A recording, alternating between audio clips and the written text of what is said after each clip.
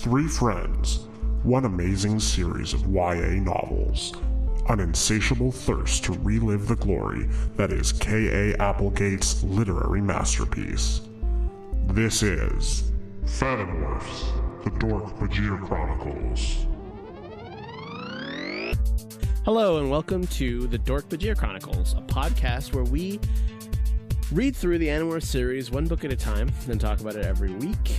Today, in part 2 of our halfway mark episodes, we'll be talking about all the books up to book number 27, which is, out of 54, that's exactly halfway through.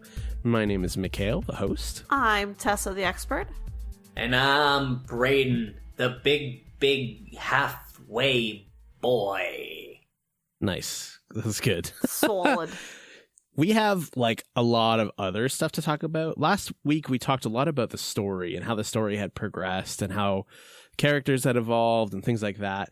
This week, I kind of wanted to talk about both questions and prompts from our community, our patrons and people on Twitter and stuff like that, as well as kind of the format more so than the story, if that makes sense.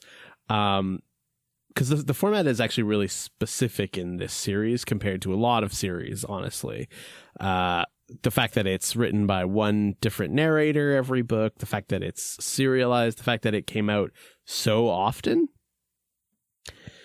What do you guys want to talk about first? I kind of want to intersperse some questions from fans and stuff like that as we go. But is there any jumping in point you guys want to tackle? Do you want to start with a publication, the publication summary you've got here? Yeah, maybe a bit of history. So for anyone who doesn't know, and frankly, I didn't know despite being a fan of the series, but this was published between June 1996 and May 2001. So it was published every month, which even at 100 pages, even with all the logical fallacies and stuff, once a month is kind of insane. And you can understand. That's a solid clip. It's fucking madcap. I can barely get an essay out once every 3 months. Right? It's also a lot of words. Despite it being 100 pages, that is a shitload of words, just volume wise.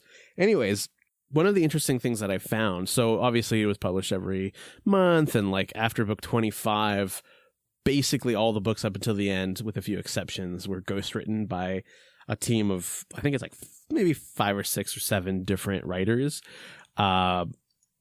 with their own issues and whatnot. Nothing quite as bad as Animorphs, but still, I think, some issues that we're kind of getting into now with 27 and onwards. A few things that I didn't know that's kind of interesting, actually, is that Applegate and Michael Grant did not pick the titles. So the Scholastic editors actually created the titles based on the outlines that the author gave. So when we shit on the titles, there's always a chance that they actually did make sense at one point in the outline based on how the outline was written, but maybe through some revision, because every time you write anything creative, it's never exactly what you wanted from the beginning, right? So you know what? That kind of makes sense to me, because also on the book, when you read the back of it, the description of the plot always talks about the Animorphs and Axe, which is not what Applegate felt about the Animorphs. That was what the editors felt. So yeah, that kind of makes sense that, it would be the editors that picks the titles too. They just do all of the words on the cover. And maybe also certain things seemed more important in an outline than they ended up being in the narration. What if they described a bunch of details of the goof, or even of the B plot, that ended up not mattering that much. Or another side part in the A plot that got cut because of time. It was definitely the editors that also did the bylines, right? There's no way Applegate wasted time on those. Considering how little they have to do with the books themselves. And also just the more I read about it, the more I realize that Scholastic really is, it's a publisher in the traditional sense, but also it's a marketing machine. They need to sell these books to a very specific and frankly demanding audience. I will read books based on recommendation almost exclusively these days, but as a kid, I read books basically if the cover looks cool, right? It literally, it was if the cover was cool and if the description on the back was snappy, that got my attention. Totally. So I can understand the publisher for this age range being like, listen, you're not allowed to pick what's on the cover because we need to sell the books. That's our real main goal, right? As a publisher. Do you think the publisher also picked what morph the kids would morph into for the cover? I think they would, but it would be based on the outline, right? Yeah, based on what happened. And they knew also that they couldn't publish the same morph twice, which is maybe why I don't really remember the details of the one where like Rachel morphs the scary Rachel or Jake morphs like adult Jake, but I'm assuming they morphed other stuff in it, but maybe they were already on covers. You know what? Not really. And like, book one has they do repeat morphs a couple of times as we get later into the series. As I'm trying to think, I think they do repeat once or twice. I don't remember now. Interestingly, so I would consider that the main morph from book number 1 was Homer, the dog. Yeah. But they showed the green anole lizard. But apparently, there was actually editions where Homer was on the first book. Like, there's a lot of cool stories about international publication and stuff. So in Germany, Ravensburger, which published the translation, actually also published some, they call them audio plays, but it's basically audiobooks, right? Audiobooks, but I think an audiobook is just one narrator usually, whereas an audio play to me makes it sound like they had a bunch of actors. Totally. I think, and I hope that's what they did. Unfortunately, I don't speak German, so I can't really investigate. Well, we gotta learn. Hey, patrons, get more people to give us money so we can all learn German together and listen to these audio plays. Alternatively, anyone listening to this who can speak German, maybe write in to dork-bajir@gmail.com and let us know how well those were made or how accurate they are. I didn't have too much more information about the publication other than Applegate did actually want to write all the books herself, which I can totally understand. But she was pregnant. She was also in the middle of writing other series, Everworld, if you've heard about it. Yep. What is it? Remnants. That's another one. So because of the nature of the popularity of the books, as well as her other, pregnancy and labor and birth, like those are all pretty fucking serious things. I would know as a mother of 4. So that's basically it. I mean, if other details just that I know anecdotally, both from hearing about it and from my own life, is that at least where I grew up, the biggest access point to Animorphs, obviously later was the library, but initially it was the Scholastic Book Fair, which is a huge thing that I don't know if it still exists anymore. I mean, I don't have contact with kids of that age right now, so I couldn't really ask, but the concept was I got a flyer a few weeks before, and one of two things would happen. Either you could order the books through the flyer and they would just mail it to your classroom, and then, oh my God, that day where the classroom received the shipment of books, and they got to like hand out the books to the people. Fucking A. That's a good day. But the other way they would do it, and I think this only happened like once a year at my school, is it was a book fair, essentially. They would set up booths and there would be books fucking everywhere. That sounds amazing. Yeah. I'm so sad. I never did a Scholastic Book Fair. I missed out on all of them. So I think, like, in terms of initial points of contact with the series, I don't know what it was like. Oh, get Braden, you didn't read it, but you must have had a similar experience with a book fair or book flyers. We're not that different in age. Yeah. Oh, yeah. Hell yeah. It was definitely the library for me. And because, like, it's the library, they only have certain numbers of books. Like, I think they only had 2/3 of the David trilogy. Oh, that's infuriating. And you had to order them online. And I was living in, like, some small town way up in the middle of nowhere. So you'd have to wait so long for the book to come in. But it was worth it. So worth it. And then I got older and found out that other resources. Well, I'm pretty glad that like ebooks exist now, because that's how I read them exclusively. And it's like the concept of owning or even trying to find the physical copies at some library somewhere that I'd have to request. Like, I live in a big city, but it's not, I mean, I don't think Animorphs is popular enough to be at every library. I've even looked up, I couldn't find Andalite Chronicles or any of those side stories at any of the libraries in my city. What? No, you can find a lot of them at secondhand stores, like not secondhand bookstores, but just like Value Village or something like that. I found a couple of books there, which is always fun. I found Dork-Bajir Chronicles at the used bookstore by my house, actually, so that was pretty cool. Nice. There's a couple that I would like to own in real life just because they're so good. Totally.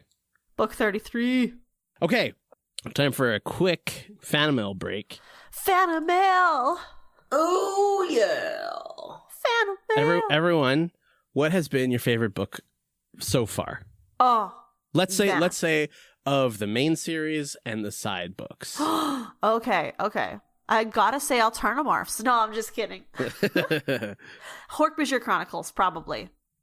I read that book so much as a kid. Like, I loved it so much when I first read it. Just these two young kind of star-crossed lovers that just happen to meet and fall in love and fight this war together and like grow up and be ruthless and learn how to be ruthless. Oh my god. So good. I have really enjoyed book 13. That's also good. Yeah, I just really like I like Tobias books, and I like dealing with like the universal politics and the aliens, and I love time travel. I love despite myself, I really do love the like more trippy ass dimensional stuff with the Elemist. You're gonna love book 33 coming up. It's my favorite book of the numbered series, I think, and it's the best Tobias books. It's so good. Yeah, and in the same vein, because of all the same reasons, book 26 is my number 2. Except it ends on a bit of like a cheesy note for me to really say like I enjoyed that. Yeah, but you finally get to know who Kryak is, which is amazing. My favorite book, definitely, out of everything, is definitely the Andalite Chronicles, like not even close. No, for Doesn't sure. even touch the other stuff. But I would say, I didn't word this very well, but what I meant to say is pick one from the side stories and one from the main series. So if I had to pick one from the main series, I would say book number 5. Book number 5 is like really good character establishment, really good motivation establishment, really good like POV writing, I think. Yeah. And it just sucks because it was so long ago, but once in a while I'll like go back and read sections or listen to podcasts that do that just to like relive it, because it's so good, especially the initial scene. It's got everything that makes a good Animorphs book. Like, it's got like the goof, it's got the really horrifying morphing at ants and being ripped apart by other ants. It's got the whole like they're in space and they're gonna die, and then politics happen and they're not killed. Like, yeah, no, I agree. It's amazing. And like the B plot is so fucking real. Like, it's not just like, oh, TT asked me out. Ooh, it's like, my mom is alive and I thought she was dead for years. It's like, that is fucking intense character development. I really like book 19 of the numbered series. That is also very good. I'll agree. What's another good one? Braden, what's your favorite from the side stories? Oh, like the Megamorphs and stuff? Yeah, because you said 13 was your favorite from the main series. What's your favorite side story? I feel like Andalite Chronicles, we bonded on how good that fucking book is. Yeah, it's Andalite. It's Andalite all the way. The next Chronicles book is amazing. I'm not talking about Alamist Chronicles. That one's good too, but I haven't read it in so long. Also, I'm just so excited for the second half because Megamorphs 4. Oh my god. It's so good. But we're in the first half still. Yeah. Okay, that question came from Anyanka, if I didn't say it earlier, patron of the show. What do you guys want to talk about? Like, I'm interested to hear both of your guys' opinion on how do you feel about just the fact that every book is a new narrator. And I think it becomes very clear what we're used to when we read a Megamorphs book. Because a Megamorphs book is written a lot more like a Game of Thrones book, where it's every chapter is a new narrator, and it actually does work. Like, I haven't read all those books, but It does work pretty well. It works pretty well. It's interesting because it changes narrators, but it's in a first-person perspective, which is not something that a lot of changing narrators books do. Yeah, it's labeled, thank God, because thank God. It's really hard.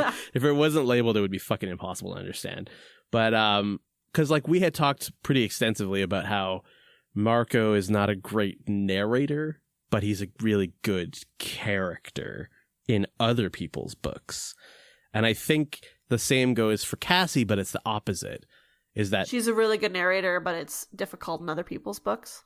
Well, I mean, I have my issues. Like book 4 and even book 9, frankly, were fucking irritating to no end. But 19 was really good. 19 was really good. 24 was like oh my God. It wasn't her fault. I think she narrated the best that any third person looking in on this story could narrate it. Yeah, it wouldn't have been as fun from like Marco's perspective. Because outside of it, we got to just enjoy the Marco jokes. In the beginning, I found it a little bit annoying with or maybe not annoying is the right word, but just in the beginning, it's difficult to differentiate between some of the characters, like specifically Jake and Rachel. Well, that's a good question for Brayden, actually. Do you think that the characters are differentiated enough from the very beginning? Differentiated. Sometimes I feel like they've differentiated a bit too much, actually. Like we kind of talked about how when there was a point where like Rachel's thing was she wanted to protect. She was dedicated to protecting Megan, the Melissa, yeah, Chapman's daughter, and then that just like never became a thing again, and like she's never even been seen or talked about now. So I think the changes in the Animorphs have mostly been a matter of convenience in a large way, but there have been moments where like they have what's the word I'm looking for? They have changed because of events, but they are rather they're the exception rather than the norm, I believe.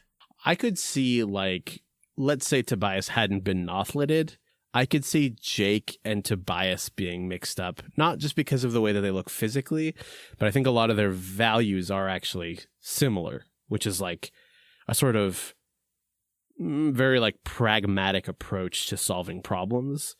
I think Marco is clever, like he'll try to find ways that are snarky and maybe a little mischievous to solve a problem. But Jake and Tobias both seem to be like, listen, like we have an objective. We can't think about it. We need to just do it. But because Tobias is a Nothlit, it's like, okay, well, Tobias is the bird one. Differentiated. Done. Well, and Tobias is also just like, because every book is about his struggle with like, does he belong in the war? Where does he belong? Is it better to be permamorphed to human, or should I continue this hard existence as a bird? Totally. Okay, time for a fan mail break. Fan mail. Fan mail. So this comes from Greg Della Posta. Y'all know him. Y'all love him. He suggested we play a book matching game. So, oh, I love this. Brayden, the way this is going to work is Tessa and I are gonna give you the byline. It's not the byline. It's the title. Yeah, the title, but not like we're not gonna give you Animorphs number blank. We're just gonna give you everything after the colon. Do you know what I mean? Yes. Just the blank. And I try to give you as much description as I can. The title, or not the title, the cover, the character. Here's the 3 you have to get. You have to get the number, you have to get the narrator, and you have to get the A plot of the book. God damn it. And if you get all 3, then you get a point. Okay. Tessa, we'll alternate, okay? So, Brayden, the message. Book number 3.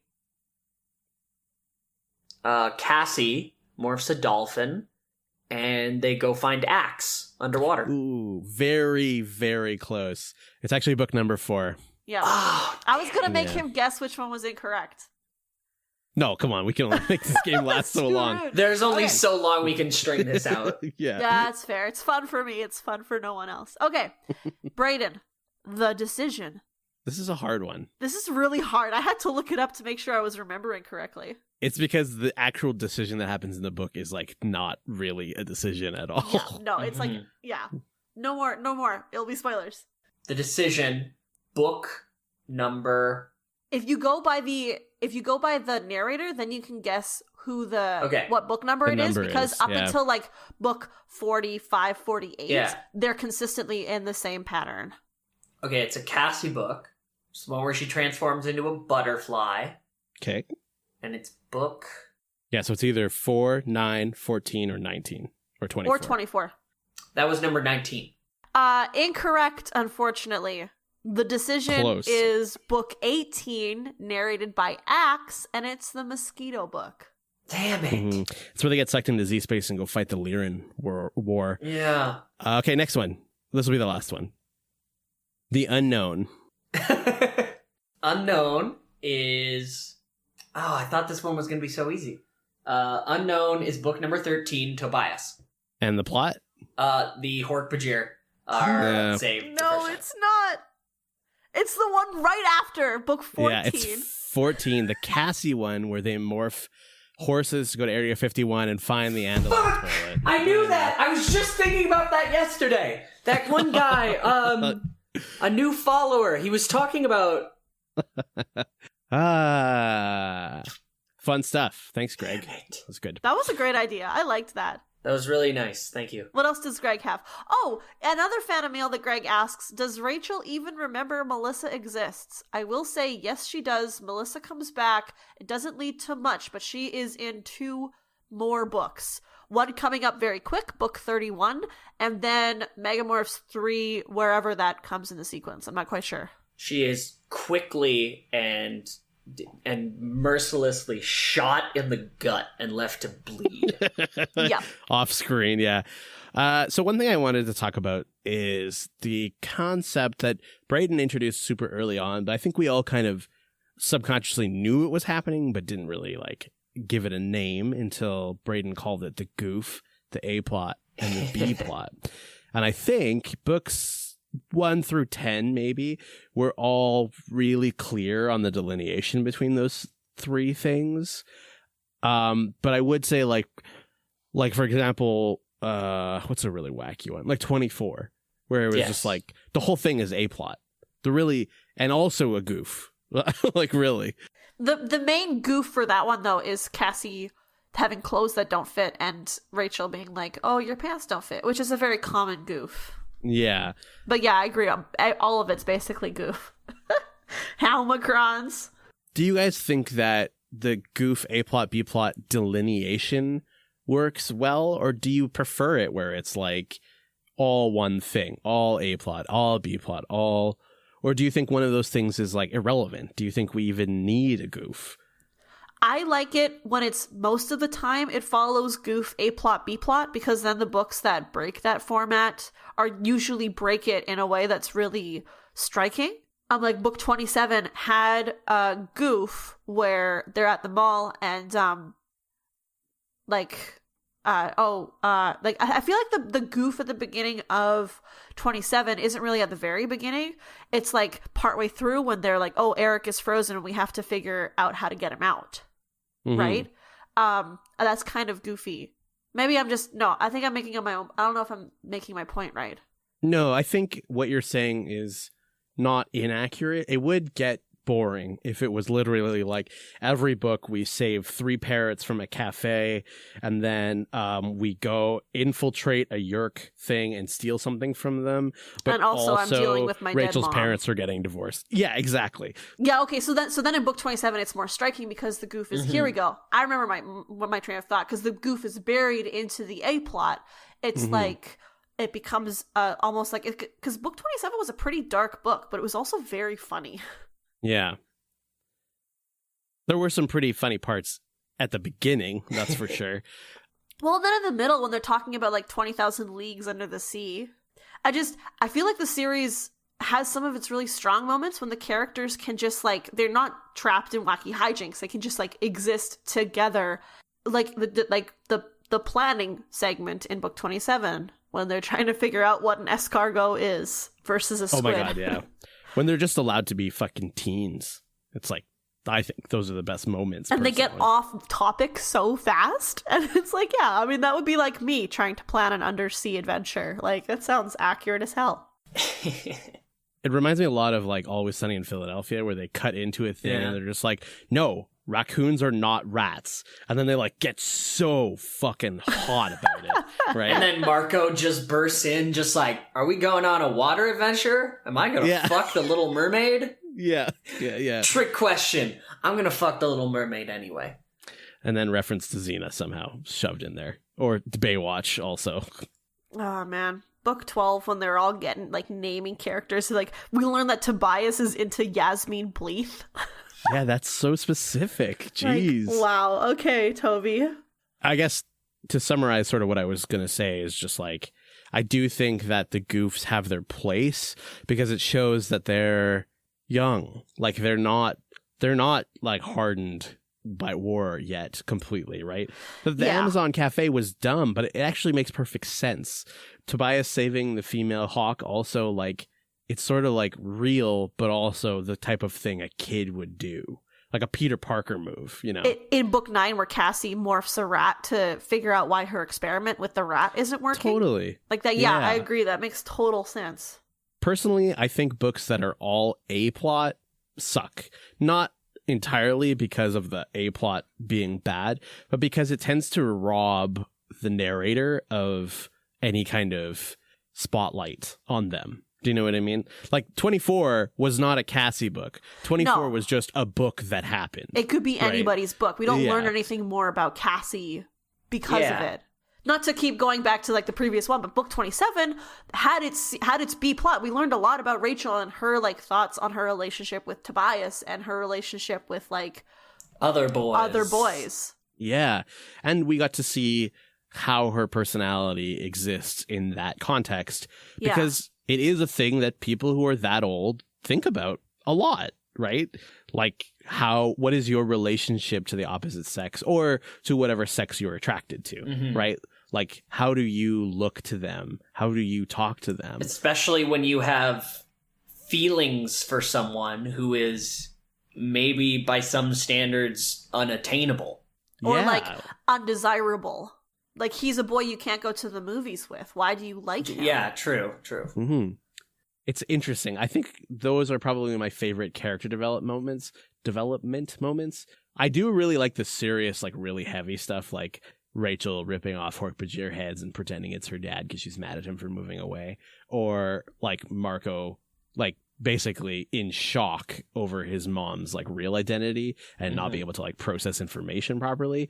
But as far as like reading and being interested in what I'm reading is, it's definitely those teenage moments of just, how do I fit into this world? Regardless and of how do I fuck the Little Mermaid?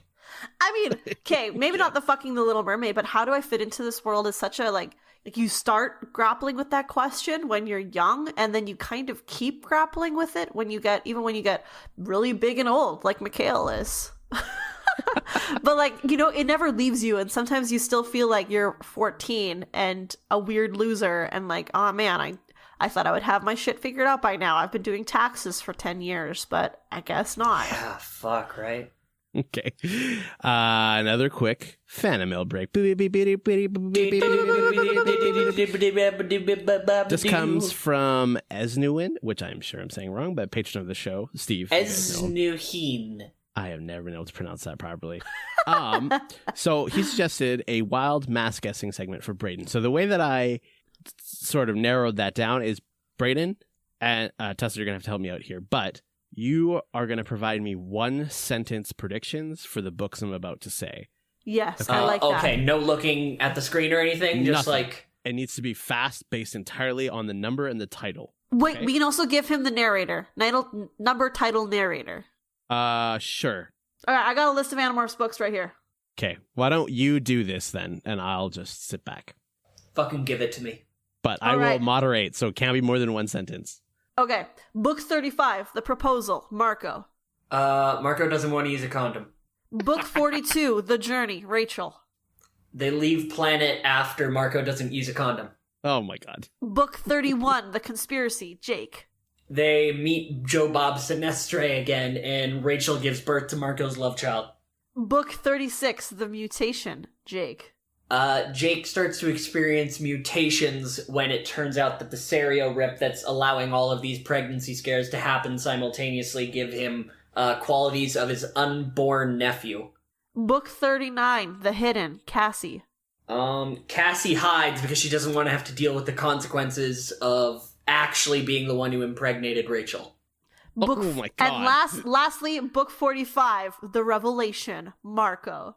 Marco realizes he's not the father and bounces. I love that you have a whole fucking canon going inside these predictions. I mean, what's crazy is how you got it all spot on. That's the craziest thing. I knew as soon as you mentioned, like, well, they all grow up so fast. I knew, like, oh, no condom sex. I mean, do you have to have a condom if you are morphed an animal and then ejaculate? I thought you said you were wearing protection. I was wearing my plate armor. Love it. Okay, one of the last things I want to do is, because Live from the Gardens is essentially dead. Long live Live from the Gardens. 2 weeks ago, we did Live from the Gardens for our book number 27, was a sperm whale and the giant squid. Yeah, that was the last one. So I just want to see if you guys fucking know anything. Remember literally anything from Live from the Gardens. So I'm going to ask you 3 questions. I'm very good at retaining useless information, so give it to me. I'm very bad at retaining any information at all. Should we do this in a way that both of you get equal chance to answer this correctly? Meaning, you guys message me privately what the answer is. Oh my god, I like that. Yeah. We count points, and the official winner is whoever gets the most points in this round. I like that one. Damn. First question. What defense mechanisms do termites have other than their mandibles? Answers are in. Tessa has replied, termites spray acid. And Brayden has replied, acid spit. I remembered another quality of it. May I send that and maybe be more right? No, you can just say it now, because now the glue. It's acidic. It's acidic and sticky like glue. Oh my god, is it? So no, but that's not totally wrong. So you guys are both right that they can spray a secretion at their enemies. It contains diterpenes, which is like very, I think it's caustic or acidic. I can't remember. Some of them also will explode and push the shit all over, which is sticky and impedes enemies. So Brayden, I think I'm going to give the point to you. Yeah, point to Brayden because he remembered the glue. Some of the soldier termites will also just literally block tunnels with their giant heads. Glue in the clutch moment. Oh yeah, termites have huge heads. Ooh. How do cockroach populations behave when given the choice between living in 2 different spaces? Joke's on you, I remembered this one immensely because it's so cute. Okay, Brayden has replied, they will split literally 50-50. Tessa has replied, cockroaches will split up so that they have the equal amount of people/roaches in each house, which I didn't say it was a house, but okay. So instead of capacity 40, okay, basically because that was the experiment, right? They had 2 houses. There could be 40 roaches that can fit maximum in one, but they have 60 roaches. They'll go 30-30 instead of 40-20. That's exactly right. So they will split up evenly. Now, the number one thing would be how bright is each enclosure. If there's light in one, it doesn't matter. They'll all cram into the dark one. The dark one, yeah. But if they're the equal, exact same, they'll split up evenly, even if they're all closer to one of them. If they start out in one, they will like split out and separate into the other one, which is a pretty crazy thing to think of just in general. I'm glad you guys remembered all that. About equality. I thought it was cute because they like to work together and they don't want to cram people. Okay, third question. How do mosquitoes pick their human targets? I need at least 3 ways that they pick their human targets. Okay, answers are in. Tessa has replied, mosquitoes can smell pheromones and pick what they like. I like that they're picking and not just like instinctually doing it. They can see them also with their bug eyes, she has messaged me. And the third way is Tinder swiping. So Hell yeah. Tessa gave up early in this one. Yeah. Yeah, I'm sorry. Brayden says smell, color, and skin exposure. So here's the list that I have. Yes. They will pick targets with type O blood, people who breathe heavily because they can sense CO2. Lots of body heat is a good one. If you're pregnant, they will do that. Oh my God. They will go after pregnant women. If you have lots of skin bacteria, so like, for example, your armpits are full of bacteria. So if you're more prone to the buildup of that, don't shower as much, maybe they're attracted to that. There's also a genetically inherited trait that attracts mosquitoes to you, regardless of any of the other factors. So I'm gonna give Tessa 1 point for the pheromones, because I would say that genetically inherited. What? No. That might be. That is not the same thing. You're right, it's not. I'm just trying to be charitable. Bruh, I'll take your charity. I don't care. I got no pride. So Brayden says smell, which I would argue the CO2 is smell. Color, I don't think color is part of it. Well, I remember discussing that mosquitoes specifically look for reds. They see in very simple flat colors, and they look for reds, like flesh tones. That was discussed as an urban legend of mosquitoes. Oh, Fuck. shit. It doesn't matter anyways, because I'm pretty sure Brayden takes this. Skin exposure, that is 100% the number one thing that mosquitoes look for. Oh, I didn't even but it's think almost of that. too obvious, right? Because it's like, if you're wearing clothes, they can't get you. What the hell? Mosquitoes are smart. Brayden takes it. So as we all knew from the beginning, Brayden wins all live from the gardens. He's a fly with an eagle. He's called a mosquito. She's Dracula. Incognito. Mosquito. As a final piece of fan mail, let's all pick. This is a question from Steam Driven. What is each of your least favorite book? And let's separate it again from main series and side stories. I can go first. I think it's pretty universal. The worst side story is Alternomorphs 1. No, Alternomorphs 2 is the worst one for me. I disagree. I think at least Alternomorphs 2 has a cool premise. The ending for Alternomorphs 2 is so stupid. The ending for Alternomorphs 1, you gotta kick Visser 3 in the face. Yeah, but I hated the character so much more than even David, which says a lot. But you're not even technically David in Alternomorphs 2, because you do things like, you say, I'm ready to fight the Yeerks, which is not something that David ever says in the book. You're Alterna Dave. That's true. You're Alterna David Morph. My least favorite main series book has got to be 11.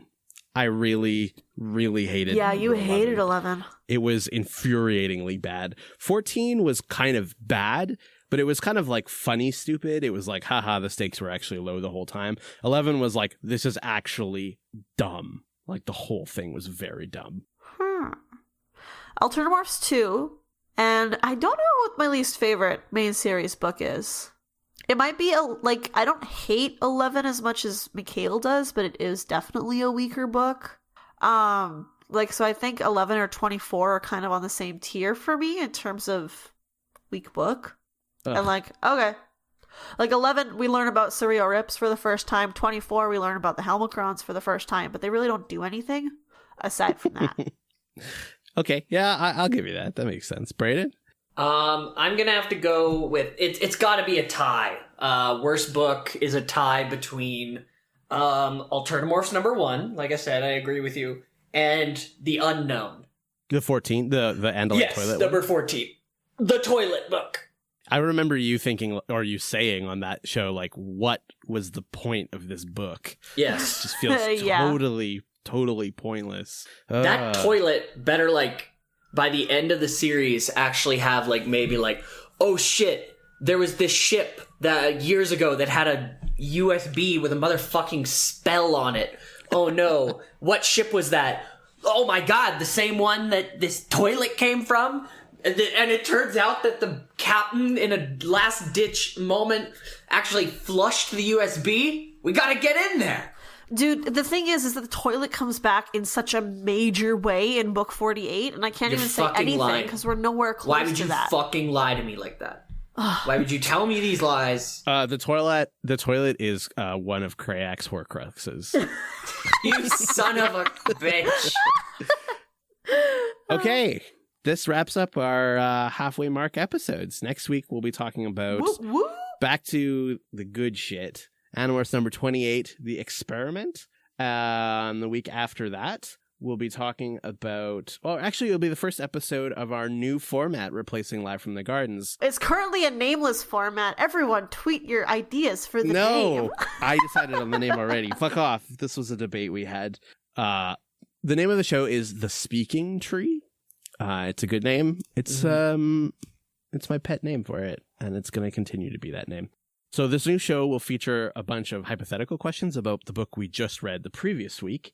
It'll be a lot more focused on Animorphs and a lot less focused on animals, unfortunately. So for all y'all who've got all their big long playlists of animal sex, like, I'm sorry.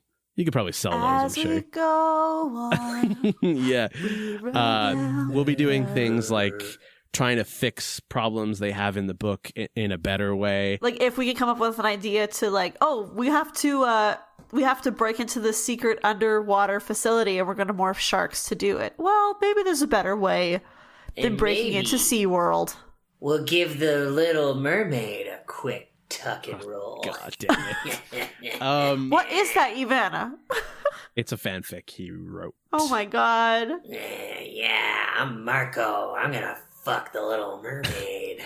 It's a semi-serious show about both how to solve some of the glaring issues in the previous book, but also just having fun with hypothetical situations that are born out of that book as well.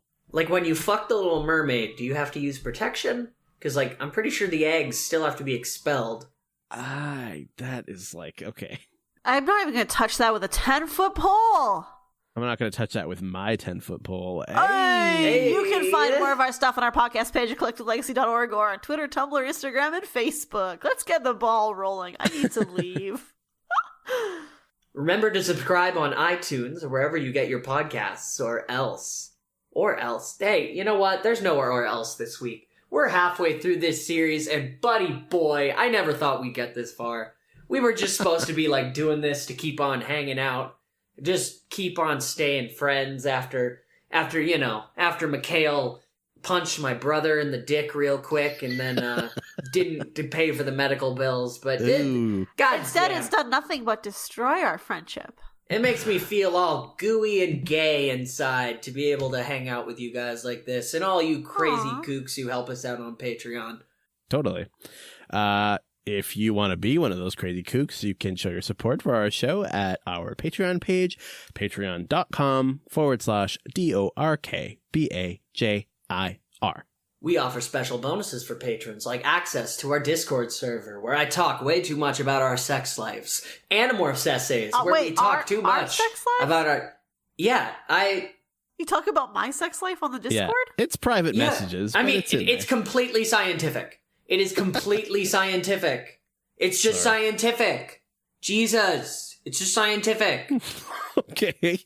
It's not fucking weird. It's just scientific. Okay. What do we like to give We like to give a shout out to our patrons at a Dork-Bajir level or higher by giving them an Animorphs style stanky title. I'd like to give a shout out to Greg Della Posta, the narrator. Steve Driven, The Experiment. Mariah Wambi, The Little Dish. Anyanka, The Best Book. Andrew Vila, The Little Death. Shanna, The Big Death. For the Fanimorphs, my name is Mikhail, the host. I'm Tessa, the expert. And I'm Brayden, and I'm real goddamn lucky to have you guys in my life. Aww, and this has been sappy note. Fanimorphs, the Dork-Bajir Chronicles.